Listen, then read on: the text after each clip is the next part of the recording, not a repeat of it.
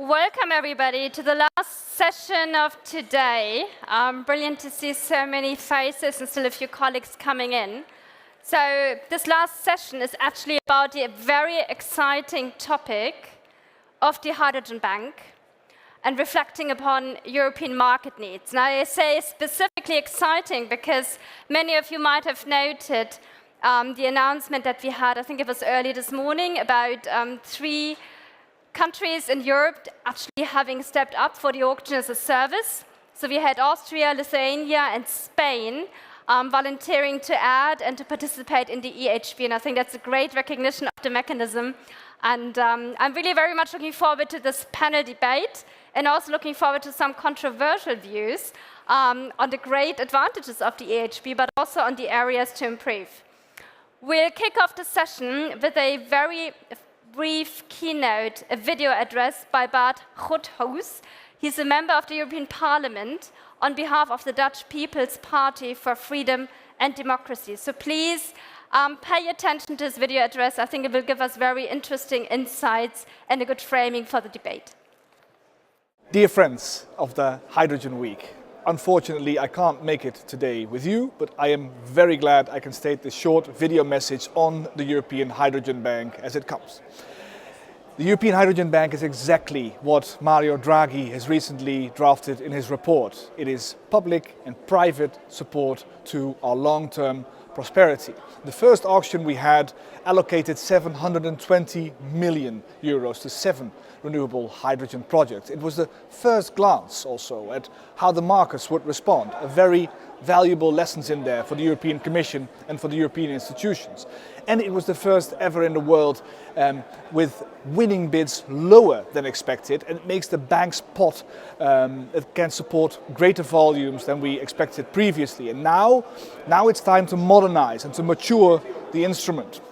So the second auction, and I read the terms and the conditions, it has some sweet and it has some sour. And as a politician, I'd like to begin with the sweet, as you may well know from politicians. The sweet thing is, it has a limit, it limits import from electrolyzer pods from China to not more than 25%. I commend that. The second thing I of course commend also, because I work here in Brussels a lot on cybersecurity and on safety standards, that these are taking on board with the new auction. Well, here comes the sour, things that we can do better. I have 3 main points. Let me start with the first. Just like in the first auction, I'm afraid that the energy-intensive industry clusters will not primarily benefit from the auction, but regions with an abundance of renewable energy will. There's a certain tension there. Secondly, I think that we should support all forms of low-carbon hydrogen, not just sheerly green renewables. So I recently went to Northern Lights in Norway, in Bergen. It was very impressive, but I've learned that we need to incentivize the markets from all way we can, also through the European Hydrogen Bank. That market needs to be created. And thirdly, I think that we need flexibility. Also flexibility to combine this instrument with other instruments of funding schemes or state aid schemes. Make it more flexible for the industry. Well, the second auction is almost due. And I'd like to see that to do what it is intended for. Deliver low carbon and renewable hydrogen where it is most needed. And it's most needed in the European energy intensive industrial clusters. I hope that the European Commission will take these lessons on board. I wish you a very pleasant day and see you next time at Hydrogen Week and in Hydrogen Europe. Thank you very much for the invitation. See you next time. And if I can do anything, feel free to contact me or my office to make better legislation. Thank you.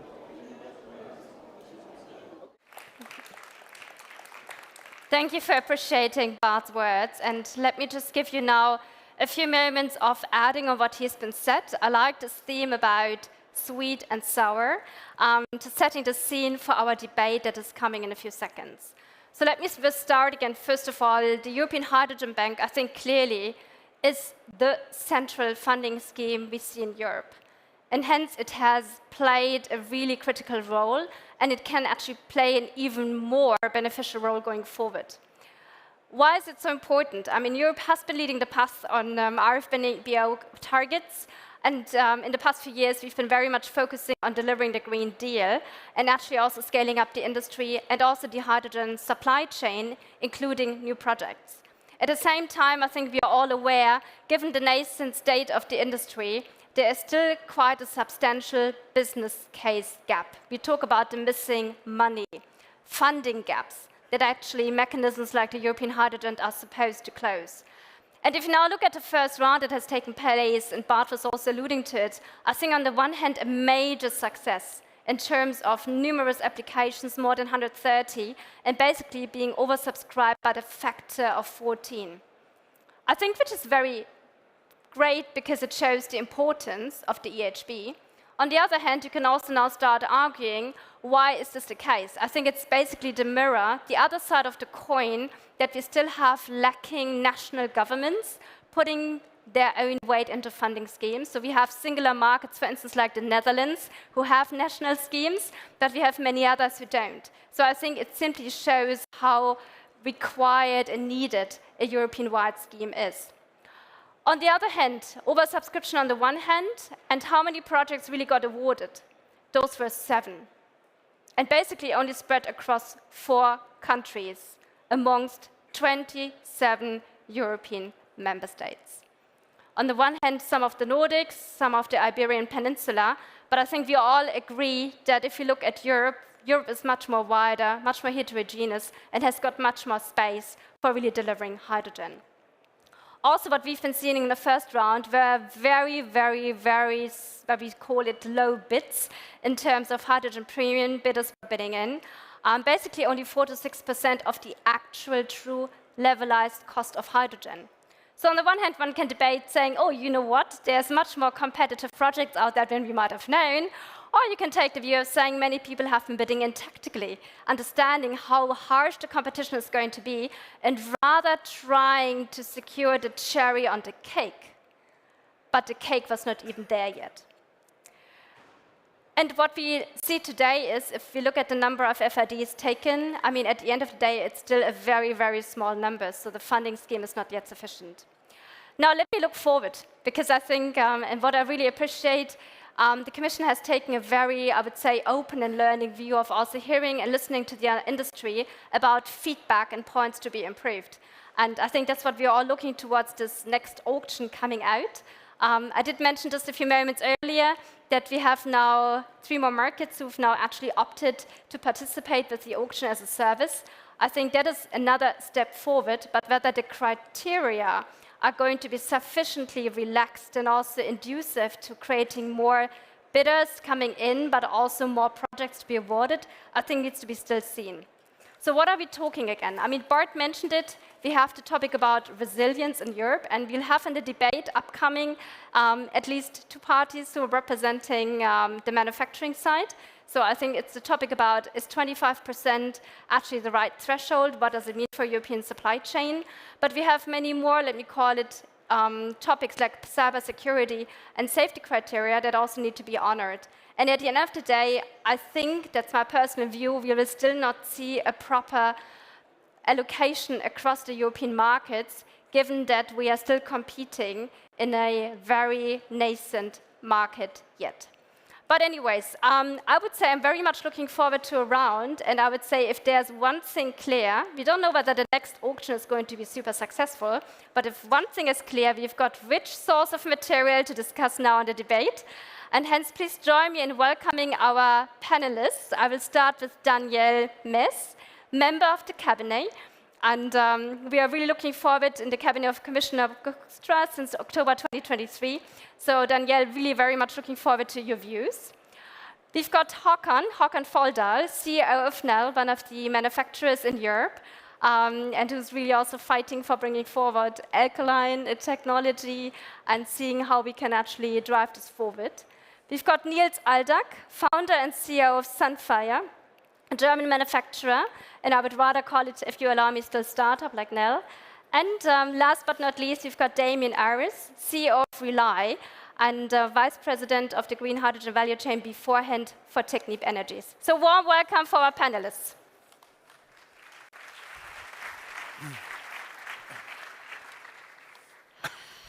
So, European Hydrogen Bank. Definitely a second auction round we are very much looking forward to. Actually, I would like to start with you, Daniel. Allow me, you're kind of representing the Commission here.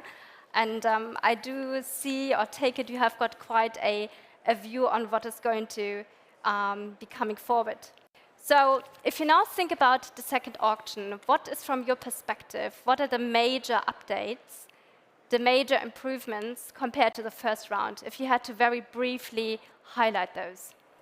Yeah, no, sure. I think that the second auction is again one of these clear signs that the Commission really wants to, really means business in terms of hydrogen investments. And thanks for having me here, because every year it's getting bigger and more professional, and you see that business is rolling out.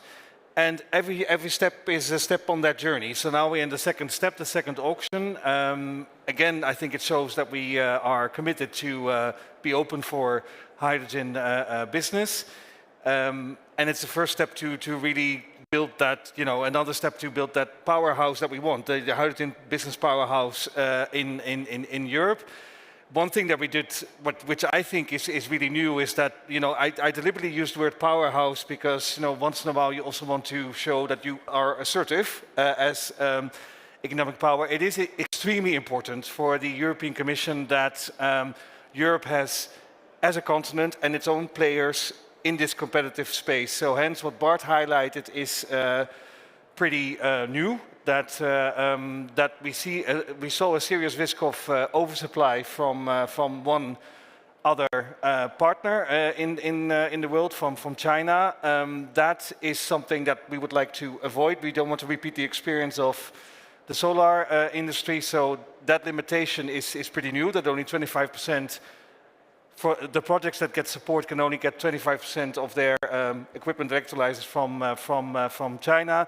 And the other thing that we try to do, because meaning business is not only showing your muscles once in a while, but it's also trying to simplify where you can. And that's why this debate with the stakeholders was so important. So I hope that you are glad that, for instance, we got rid of this price ceiling in the first auction where Germany participated in the auction as a service. There was a cap. It could only offer 3 times what the lowest bid in the hydrogen auction was, and we got rid of that. So I hope that is a simplification that enlarges the business case, but I'm pretty sure that my fellow panelists will identify a few more of the sweets. Yeah, let me turn to your fellow panelists, and let me now specifically address actually you both, Håkon and Nils. The point that Daniel just emphasized about the Chinese 25% threshold. What are your views? To which extent is this going to now really help European business cases? And what is your view as a supplier? I can start, and then you can correct me. I think it's a difficult topic, but here's my take on it. I think we need, as European electrolyzer OEMs, to be able to beat the Chinese OEMs. If we can't do that, then we're simply not good enough. But there has to be a level playing field with similar rules for everyone. So I compare the current situation to somebody who's participating in a sports competition and is taking performance-enhancing drugs, whereas we try to be clean. And that's not fair. So when you receive subsidies on all levels, it's very hard to compete. That's one aspect. The second aspect is, I can make electrolyzers a lot cheaper if I would be allowed to use slavery, child labor. I could just pour all the chemicals into the local river. I mean, if there were no rules and regulations, of course it's cheaper to make electrolyzers. And I'm not implying that Chinese OEMs do all of that. But let's be fair, the standards to which European companies are held when it comes to reporting obligations, environmental obligations, labor laws, regulations, pension schemes, etc., are very different from what they do in China. So all I'm arguing is that while that is not the case, I think we need to protect the European industry. if they would be able to produce electrolyzers in Europe under the same conditions as European OEMs, I think we would see less of a cost gap, and I think that's fair competition. So all I'm advocating is a level playing field. Are the mechanisms in the second round good enough? Probably not, but it's also very difficult to regulate this. So we have to be honest that to create a perfect scheme is difficult. I think it's way better than what we had in the first round. So I applaud that. And then, you know, a better way of preventing competition, probably over time, is quotas. But that's a separate discussion. Okay, so this sounds to me as if you're very much welcoming this resilience criterion that has been introduced. But at the same time, you talked about over-regulation. I could also be now a bit more provocative and say, why do we even have more bureaucracy from a developer's perspective? Because now I have to now really understand and turn to you guys, explaining to me what type of content components you are actually deploying. Nils, what is your view on that? Look, so with respect, or maybe let me start quickly differently, and then I'll come to what you said. We were sitting here pretty much in a similar or same type of way 1 year ago, and we were in a situation that I don't know how much it was, 40, 50, 60% of the hydrogen bank funded projects were potentially going to Chinese suppliers of electrolyzers. Supported by most likely either certain mechanisms that made the competition unfair, and I think it's a big step that for the second round this kind of more level playing field is being created, and I agree with Håkon that obviously everything can be further improved, but this is a very, very bold and big first step that I'm not sure we would have imagined to happen in the second round. With respect to your question, I think what we have to understand is we're spending European taxpayers' money.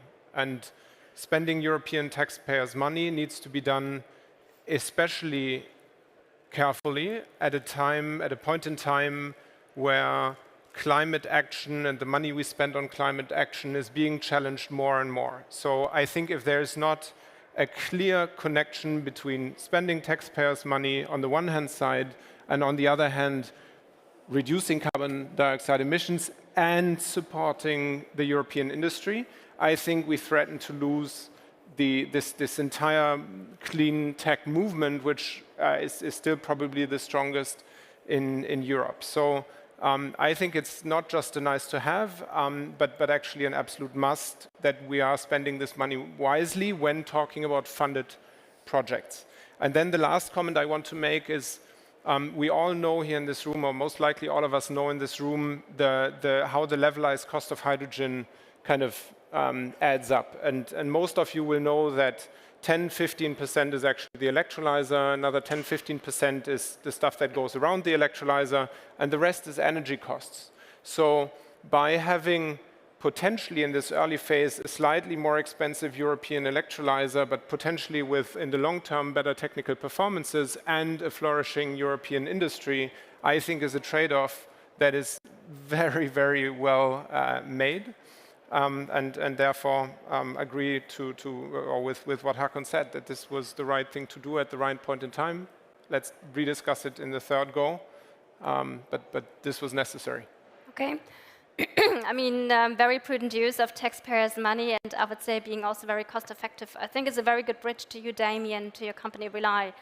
Rely Solutions, as I understand, has been developing an all-in-one plant solution, which is really standardized, really looking at the total life cycle. I mean, you mentioned, yes, CapEx from a supplier perspective is only one element, it's rather the OpEx.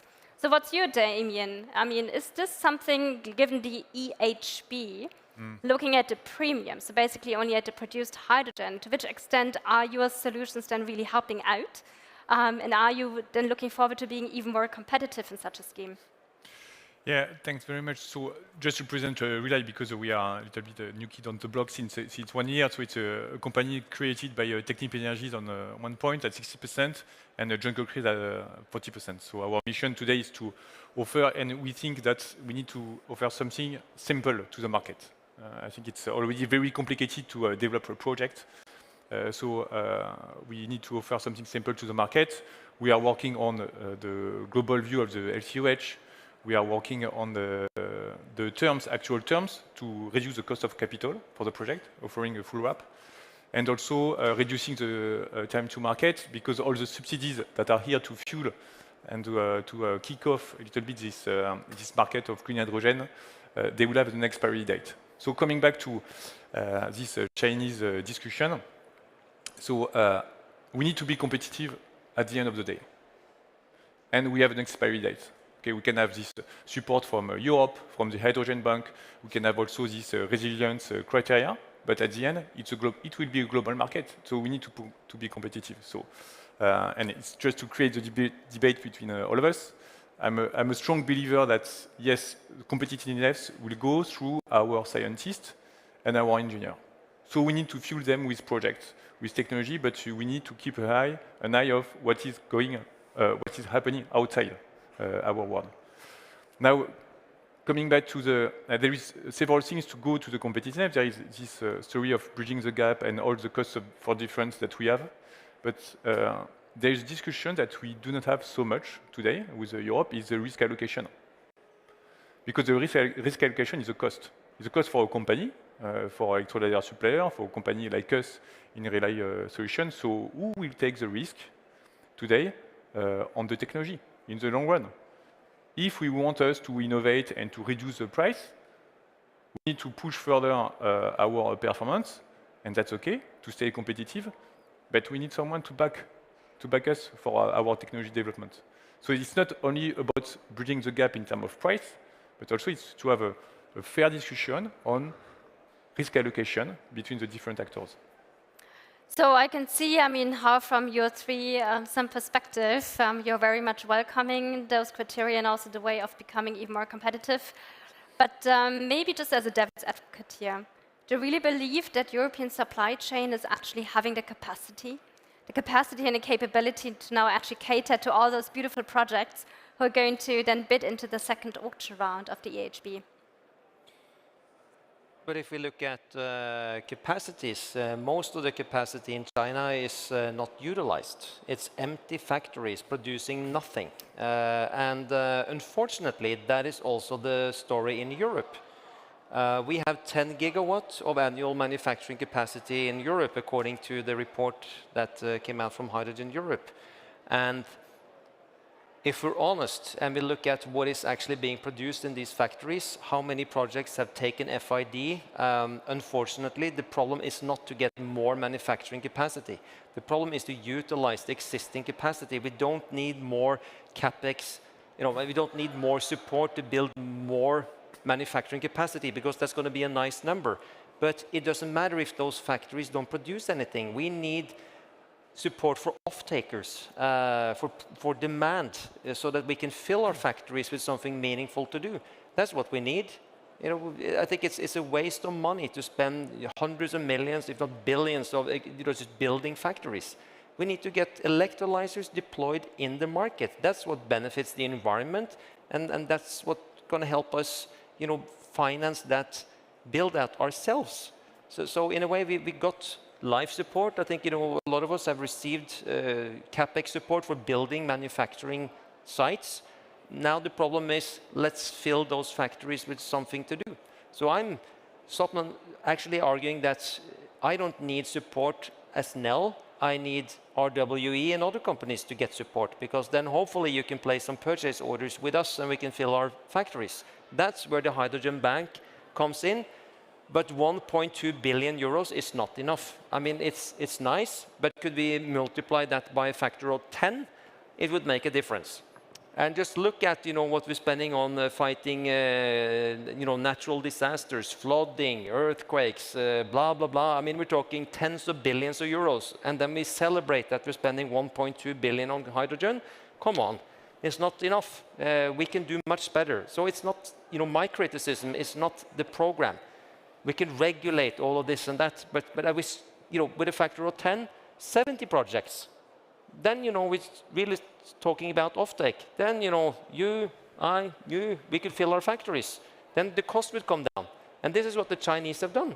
They built these projects, allowed Chinese OEMs to fill these plants with their electrolyzers, learn from that, get the cost down. Now we need to do the same in Europe. So a very, very clear and good support from the audience.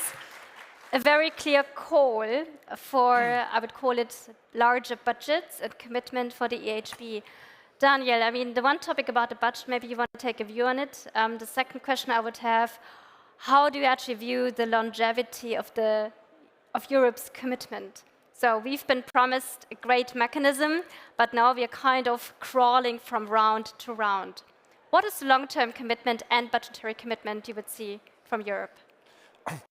No, indeed, and it's good that the previous speaker also got an applause because he said quite a few things that also resonate with me, and also one of the other speakers already said it, because if you want to build this hydrogen economy, and I think there's no doubt about the long-term commitment of this European continent to want to be a global powerhouse in hydrogen, but as in any business, you need push and pull. You need to work on the supply side with getting it off the ground.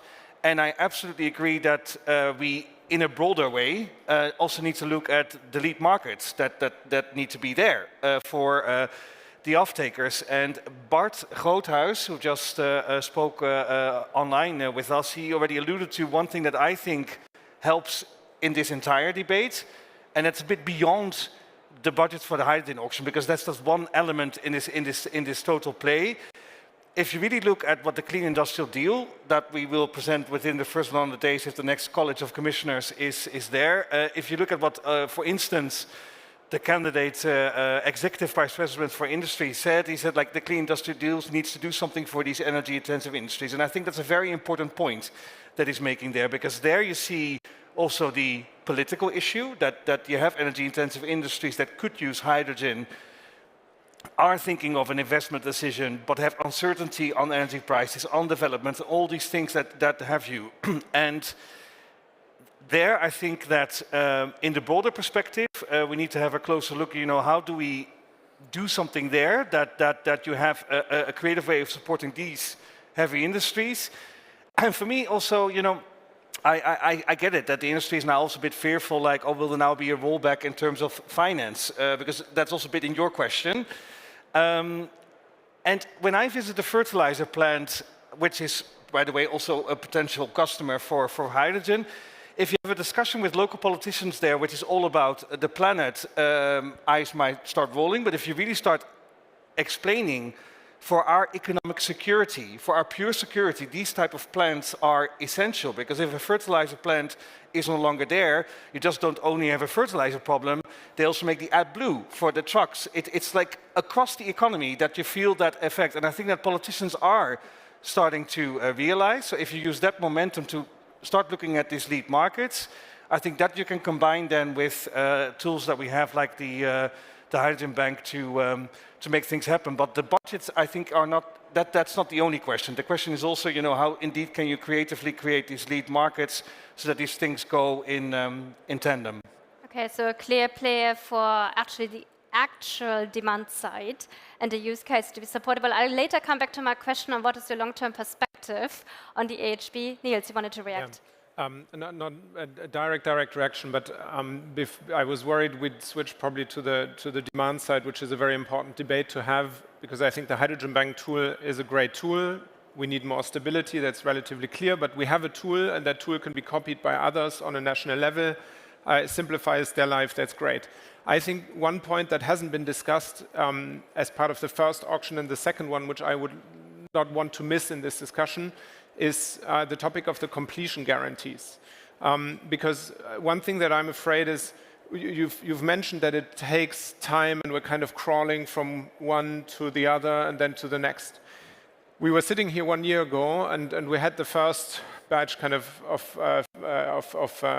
Hydrogen Bank projects coming, and they are in the process, and we're very happy that out of the 7, 6 are still in the race.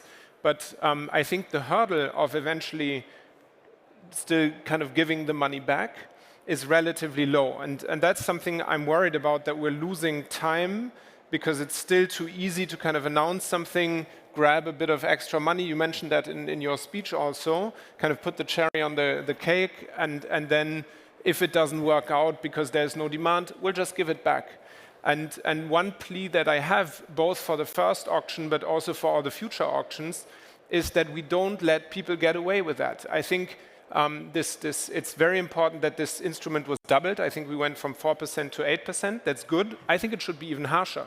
Because if you apply for this money, if you block this money for other projects that went in with substantially higher price premia, because we all agree that 40 cents is not going to cover the whole thing, I think that's a massive, massive unfairness to the player in the market. So to the people responsible for the Hydrogen Bank instrument, I would say, please make sure that people understand that they have a huge responsibility. They have, in some cases, more than 200 million euro in their pocket, which they could spend into their projects, or they could give it potentially away back to the Hydrogen Bank. And I think that's not acceptable. So criticism a bit towards the instrument from the first round that's actually my key criticism. Probably something to look into in the discussions that are taking place right now, because the projects are not FID'd yet. Definitely something to make sure doesn't happen in the second and then in future waves. And yeah, that's a point I really urgently want to make, which I think we should not forget here. I would say a very valid point, because I think what we've been hearing also yesterday and today is a little bit we are now in the phase of realism. And I personally welcome this phase of realism a lot, because it also singles out those players and market actors who are serious, who really understand the business cases and want to actually make them happen eventually. And having a bank guarantee definitely kind of heightens the barrier to simply put in a tactical bid, but to really think it through eventually. Yep. Daniel, just coming back, what is the long-term view in terms of long-term commitment of the European Hydrogen Bank? How many years and auctions can we still look forward to? Yeah, no, like I was not like avoiding the question or so, like, you know, what people working for politicians might do. No, but I think that also part of the answer is indeed in this combination of what the Hydrogen Bank does with the support at the EU level, at the EU country level can be given, the auction as a service. I think part of the answer is there, because if you just look now, and you said it in your intro already, 3 more countries joining in the auction as a service, so meaning, you know, the first selection of the projects that would merit support takes place at the European level. Then, of course, there's a certain budget, and then if the budget overruns, EU countries can start chipping in, and then they can semi-automatically, I need to use careful words, semi-automatically give state support for that, because we made sure that we built these state aid principles into the hydrogen auction. So 3 countries joining, Spain, Lithuania and Austria, and your 1.2 billion euro budget goes to 2 billion. And that is really significant for these 3 countries. So I think that is the type of real thinking that now needs to happen. You know, how do we use that type of tool to do this long-term commitment, that you don't indeed have to like pull your hair every time that you need to think about the budget of the Hydrogen Bank, but you have more players, EU countries coming in, so that the bazooka becomes bigger. And for that, and that's the reason why I started running off a bit like on energy-intensive industries, for that political buy-in, because the world is unfortunately always a bit more complicated than we make it in terms of politics. For that buy-in, I think it would help more EU countries to join this party, so to say, if they have a sense, and this is how it can help this energy-intensive industry in this part of the continent, and not on the parts where renewables are indeed cheaper. If you have a game plan for that, it becomes easier to enlarge it. So that is really the long-term commitment that is there. And I know that we still have to do a lot of thinking together with industry how to get this right. Stated rules are complicated. I used to work in the competition department, and my first reaction when I saw these accumulation rules was also like, oh, this is really complicated, different percentages for different level of support. It's very difficult to wade through, and I'm sort of somebody who's paid to have an interest in these documents and work in it. And politically, I think that what you should the discussion you should have is that how do you Europeanize the support for a crucial industry like hydrogen, rather than how do you nationalize in every 27 countries this support. And the hydrogen auction could be such a great flying wheel that you could use. You look what is important in a European way, on a level playing field, what is really strategic. You make a selection, and then EU countries can start chipping in. I think that should be the way forward, that we use this as a flying wheel to make it bigger. I would totally concur with what you said, Daniel. Just maybe one small amendment, because you mentioned accumulation rules, or actually the situation where projects have been even giving back money they did earn or win from the European Hydrogen Bank, because they simply couldn't find an off-taker whom they were allowed to serve. So I think there's still some thinking, and I know that those rules have not gone away in a second auction. The question is, what is the intent? If you really want to get the hydrogen industry up and going, if you really want to get FIDs, I think we have to come back to the eventual, let me call it demand side, to making sure that we don't kind of give one hand out, but the other one is being cut off. And I think that's how it feels at this point in time. But Damien, you wanted to kind of chip in. Yeah, I think so. We are talking about, okay, there is a bunch of money, even though it's not in-house, but there is all this mechanism to make some money available. Now it's a question of how do we cross the finish line together? Because when we have all this money, and as you say, Nils, we need to support our project developer in the supply chain to cross the line, where they are eligible to this money. So there is several ways. We need perhaps to have more projects eligible, to change a little bit the selling price, and then by changing the selling price, then we have more projects available, and we need to have the tools to accompany all this project development, because as we say, we don't have offtake agreements, binding offtake agreements when these projects are elected. We do not have negotiated any contract with a firm contract with a supplier, with a EPC. What is again the risk allocation that we'll consider? So we need to have all these instruments in place to make sure that, yes, we pick one horse, and perhaps we need to pick several horses and more horses, and to make sure that we have the different tools in terms of financing services and risk allocation to help this project to cross the line. Because at the end, this is really what we need. And coming back to also your statement on are we able to execute, there is the electrolyzer side for sure, but there is also all the engineers that we need to design this concept. So we need to have this support of digitalization, standardization, and there is also the construction. We need to build this stuff at some point. And when you look at the market and why we have the big increase in terms of project cost, is because we are lacking resources in Europe. We never built at this scale an industry from scratch. Mm-hmm. Actually, all our chemical industry are coming from a construction that was happening in the 70s or 80s. So we need also all this support in Europe to say, okay, which kind of labor could you have in Europe to build all this industry? Yeah.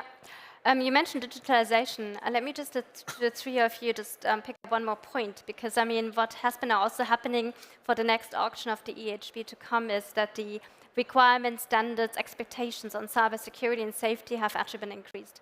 So on top of the threshold for maximum 25% Chinese content, how easy is it for your companies to comply? Do you think it's a strategic advantage? Is it giving you a headache? What can we expect from you guys? And by the way, don't please tell me it's going to be even more expensive if any of us want to contract you. What are your views? It's going to be more expensive. It is, or it's not going to be more expensive? No, it's... Håkon, come on. It's going to be more expensive. No, it's... I think we have probably too many rules and regulations in Europe. We're so fond of getting everything perfect. I happen to think that we should probably do these auctions more often and learn from them, because we sit around and we try to come up with the best theoretical concepts, and there are so many stakeholders that we need to please, and there are a lot of things it's difficult to think through all of it and see the consequences of the different rules and regulations that we introduce. But by having the first auction, we knew it was not going to be perfect, but we need to learn from that. And I think the second auction could have happened much faster.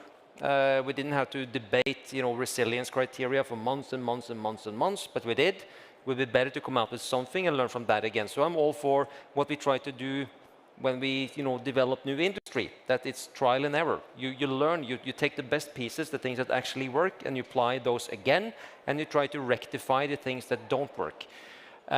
Cybersecurity and extra regulations, I don't know if that's going to help a lot. To be honest, I don't know if that is where we're going to distinguish electrolyzers made in Europe from electrolyzers made in China. I think that's more up to the people buying the equipment. What kind of rules and regulations are they under?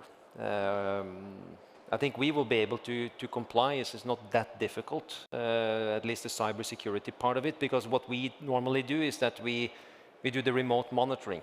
So we look and we observe, but we're very rarely given the right to change the parameters on behalf of somebody owning the equipment. But then again, if you can remotely manage a Chinese car, can you also remotely manage a Chinese electrolyzer? That's a risk you need to look at. But from a European perspective, I'm not so worried about that. I just don't feel that we achieve more by adding all these rules and regulations, more red tape into it. Mm-hmm.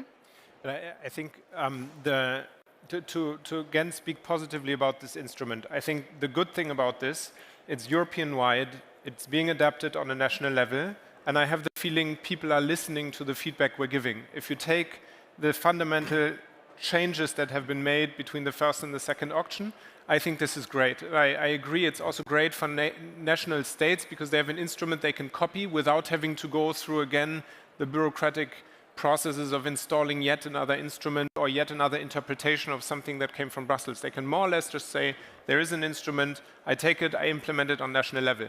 What I hope is, it's the second round out of, I don't know, 10 rounds or whatever is needed, but the second round out of many more.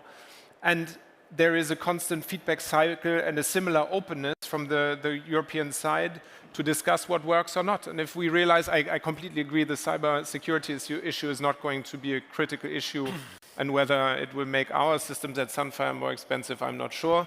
But that doesn't matter at this point in time. It's doable, I think. Not mine, but yours. So, but yeah, I think that's what I wanted to say on that cybersecurity issue. I just wanted to also slightly disagree with you, Damien, on the point of available resources. We are in a fundamental transformation of this continent, and we are seeing excellent engineers and production people being let go left, right, and center from organizations that in Germany nobody believed would ever let anyone go or close any production sites. And I think that we do not, at this point in time, we are far, far away from having a serious resource issue. We have to get engaged, all three of us, with our own teams in the project execution, help the EPCs who are not familiar with those kind of things. You are the best example for this being done kind of in this kind of joint venture type setup.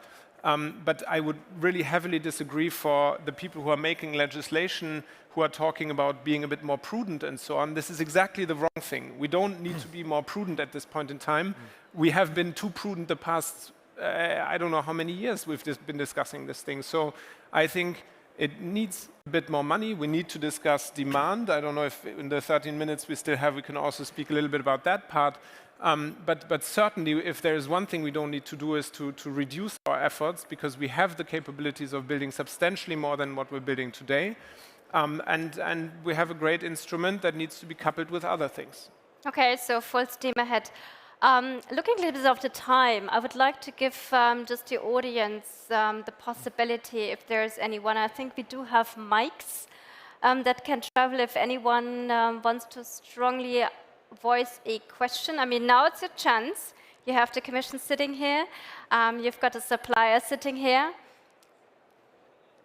Don't hold back. Otherwise, I'll just continue and give you maybe a few seconds to reflect and give the chance to participate. So full steam ahead. Daniel, looking at now what we are having ahead of us in the auction number 2, if you had to now do your personal wish list, or just your view on how we could even further improve. And Nils, you also mentioned demand side. You did also allude to use cases and demand earlier. What would be your, 2 or 3 most important points you would want to bring forward for the next EHBs or instruments to come?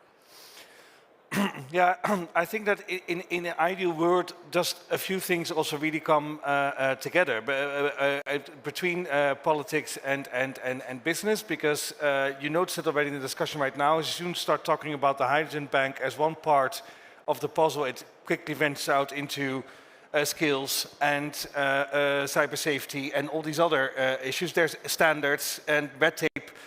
There's a lot going on. So ideally, one thing that Stefan Sejourné also said during his hearing was like, we should really look very hard again, like when we have an important project of European interest, and the hydrogen economy, building that powerhouse, is clearly one.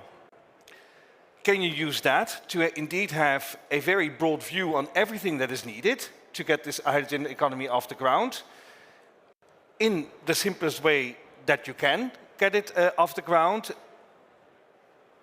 looping in notably energy-intensive industries that need to be a part of this, also politically. Then it becomes very easy to say, okay, but that's then the investment that you need, and that's the environment that you need, and then you can talk about it. And in the ideal world, the hydrogen bank, because it's at the European level, with all belts and braces, to make that decision, in the ideal world, that's your quality label. We've done it for you, done, dusted, that's the European quality label, and now European countries can join in the investment to get it off the ground. That's, I think, the ideal to aspire to. And my last point is also like on the cooperation with industry. I have the benefit, the disadvantage to deal with many industries at the same time, but I can really tell you that feedback loop that we had with the hydrogen industry on how do we get this auction right with our political priorities of resilience and all these other things, and the feedback loop that we got from the industry really quickly in terms of this work, that doesn't work, okay, we accept that this needs to be in, that was really, seriously, and I know that still a lot needs to improve, and the world is never ideal, but this is, I think, so promising. I really enjoyed that work with the hydrogen industry in that quick way, and I hope that in that sense as well, this economic sector can really lead the pack in terms of showing other sectors how things can be done. So we'll keep on our toes and definitely very much appreciate how the Commission has been also listening and brings it forward. I saw here in the first row, and there are a couple of people who would like to participate. Can we just get mics here to the front? If you can just quickly state your name, company, and then your question. Sure. My name is Nicholas Jensen. I work for a company called Tree Energy Solutions. We're ENG project developers. And my question is building maybe a little bit on your point, Nils, whether we can talk a little bit more about the demand side. I guess it's also a hint or a question to the Commission, but to the whole panel. In September, the Commission published some guidance documents for member states to implement targets and implement their obligations linked to the RED. What do you feel as electrolyzer manufacturers is missing as guidance to member states in order for the ecosystem for hydrogen to really be put into place? And I guess that would then lead to a hint to the European Commission. Thank you. Yeah. So I'm a strong believer that in the build-up of a complex company, at some point in time you have to focus or you die. And I have the feeling that the hydrogen industry on the European discussion level has also reached a bit the point where if we don't start to focus, we risk to actually get into a really uncomfortable position. And what I said I like about the Hydrogen Bank instrument is that for once it's something that works for Europe, and it seems that also the national states are willing to pick that up. On the demand side, I have the feeling that we've kind of said we want to do something for industry, and we haven't really defined who we mean by industry. And there is industrial players like, I don't know, chemical companies or steel mills that have a completely different business case with hydrogen and a completely different willingness to pay with hydrogen than, let's say, for example, the refineries. A refinery could tomorrow morning actually implement huge amounts of green hydrogen production in their operations. And I bet not a single customer would stop driving their cars that they're driving today, because the effect on the price per liter is so minimal. So there is very different business cases in this industrial bucket. And I think we have, but what I'm seeing now is that certain parties are pointing at the most complicated business case, saying, okay, look, we are risking to lose our chemical industry. They are all running away. So as a bucket, we can't turn the industry into green, or make the industry use green hydrogen. So I think it would be a good idea from the Commission side to now slice it a bit and give a clear guidance how RED III could be translated on national level 27 times, more or less the same way. Maybe I'm a bit naive because I'm not into all the legislation there, but I think focusing now on where is it the easiest, trying to give guidance how to implement stuff on national level and make sure that 42% of green hydrogen are used, at least in refineries, by 2030. But it's to build on that also, Nils. I think a problem today is that a lot of companies don't know exactly what will happen. You know, will these quotas apply? What happens if we don't reach our numbers? Yeah. Is there a penalty, a fine? Will you just delay, you know, these targets? Do we get more time? People sit around and they wait, you know, for things to come out. So I think the Commission needs to come out with a strong message that, you know, what we said will be applicable in terms of targets and, you know, quotas. That's still true. We're not running away from that. It sends a strong signal that, you know, you have to comply with this. And that's one thing. So that's sort of the sour side, right? This is what you call it. The sweet side is a little bit, there's additional funding available to stimulate demand that we need to look into. Everything doesn't have to be the hydrogen bank. I applaud the hydrogen bank. I think it's a great instrument. You know, what I wish for Christmas is the third round of the hydrogen bank. But we can do more. We could incentivize also the use of green, you know, products produced with green hydrogen. so help, you know, the people making green steel, making green fertilizer, you know, create end markets for that. If that is by tax breaks for farmers using, you know, green fertilizer, if it's, you know, tax breaks for people buying cars made with green steel, you know, there's a lot of programs available that doesn't have to come all through the hydrogen bank, where we stimulate the demand that will allow business cases to happen. So I think demand is, you can attack that from many different angles. And probably, in my opinion, we need to spend more time on that than supply. Supply is there. Let's not talk more about 25 gigawatt in 25. We have 10 gigawatt now. It's not being used. How can we use that? Let's talk about demand. I think a very important point that you both have been making. Thank you for the question, Nicola, again, because I think the thing is how the EHB and demand side incentives or clear use cases, that's the question how we can create a virtuous cycle. Daniel. Yeah, because I also didn't want to leave, because like you already said, like it is a hint to the Commission, I didn't want to leave the hint unanswered, because indeed you can always guarantee that a cabinet member to a commissioner then uses big words and then doesn't make it concrete. But when you talk about the demand side, because I agree on the supply side, we've had a lot of discussions already. That if you look at the heavy industries that are supposed to be the customers, and what I think personally the Clean Industrial Deal should do, and this Industrial Decarbonization Accelerator Act that is coming. When I went around and like visited many of these heavy industries, they always say like we need three things. We need the abundant energy supply. Well, that's where all of you come in.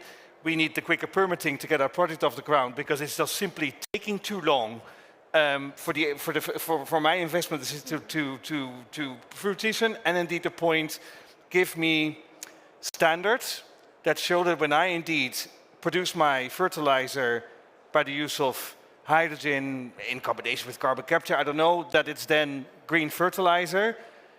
That I hear a lot too. So that we need to work on like standards that create this bonus for the customer, that the customer doesn't only invest, but also gets a bonus back from the market for making that investment. And I think that is has a lot of potential, because if you really look at the fertilizer, the price of a fertilizer made from hydrogen for a farmer compared to the stuff that we have now, that's a big price difference. But if you start looking down at the supermarket, what it really costs you in terms of your cereals and everything else, it's not that much. So if they have a standard saying, your breakfast cereals, thanks to Hydrogen Europe.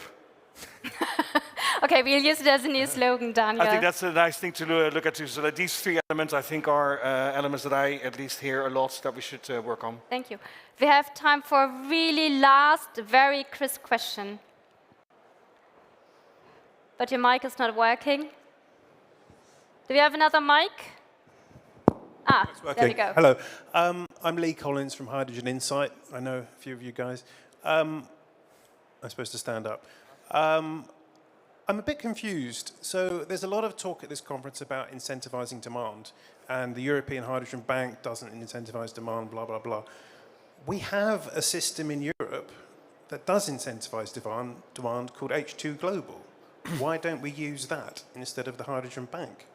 So it's an auction for buying hydrogen, and then the hydrogen is then sold to the highest bidder. So do you not solve the demand problem by using that?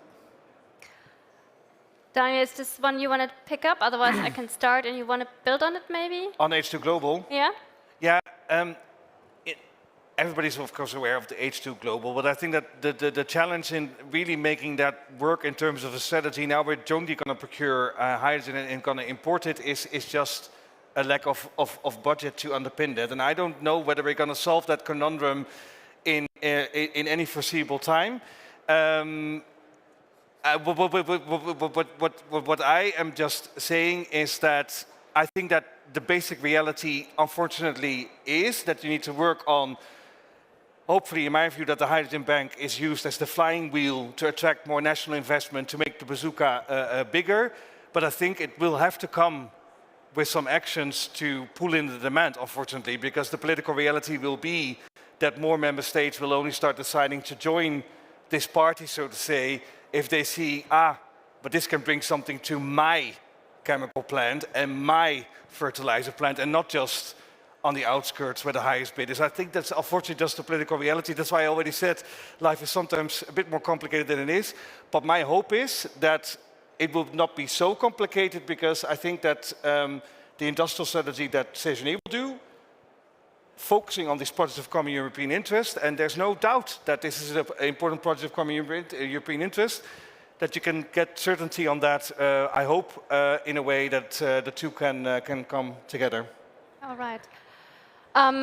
We have already reached the end of the session and of the panel. I would like to thank the panelists for your time. And please, a big applause to everyone who has been participating in the discussion.